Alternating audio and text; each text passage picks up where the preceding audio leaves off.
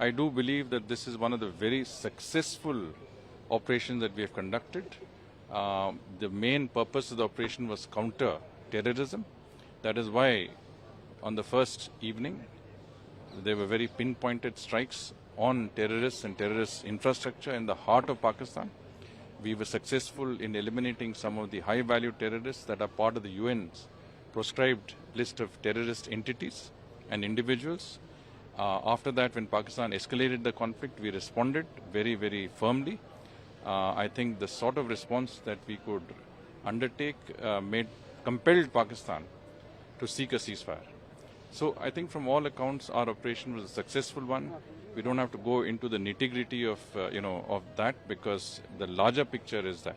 And I think also unity of our nation, unity of thought on this issue is very important, because we are projecting ourselves against adverse forces, and those adverse forces are becoming more organized as we speak, and our country has to be one on this issue. When I went with the all-party delegation, I saw that all parliamentarians, whether they were from the ruling party or opposition, spoke in one voice. They were united, and they went out and conveyed a very, very strong message that when it comes to issues of national importance, we are one. There is no two ways about it. My delegation itself had some very stalwart members of parliament.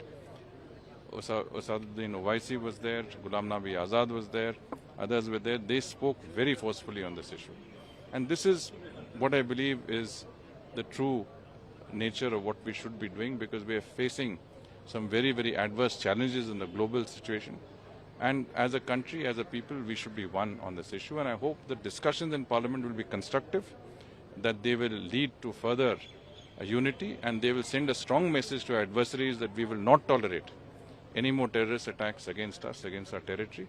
And if there is such an attack, then our response will be very firm.